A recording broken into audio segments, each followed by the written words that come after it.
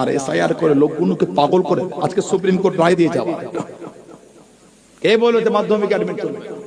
Supreme court একটা আপনার নতুন করে আবার নিয়ম ফরমান জারি করেছে। নির্বাচন কমিশন প্রথমে এসআইআর করার আগে কি বললো? যাদের বাপ মা মুরব্বীদের দাদু দাদিদের ওই 2002 ভোটার লিস্টে নাম আছে তাদের কোনো কাগজ দেখাতে হবে না। লিংক করে দিল বলেন, তার চাইছে কেন? ওই অফিসে গিয়ে কাজ তেমন কিছু নাই, একটা প্রপারলি ডকুমেন্ট সাবমিট করলে হয়ে যাচ্ছে, ঠিক আছে।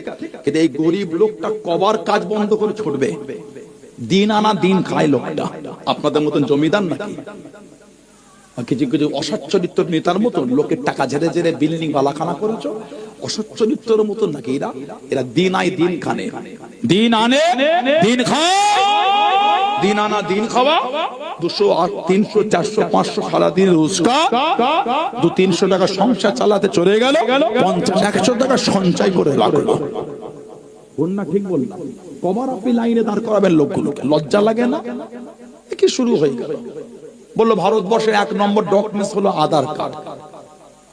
কোমরটা ঝুঁকে গেছে, বুড়ো লোকটা ওই সকাল থেকে সন্ধ্যা পর্যন্ত লাইনে দাঁড়িয়ে আধার কার্ড তৈরি করলো।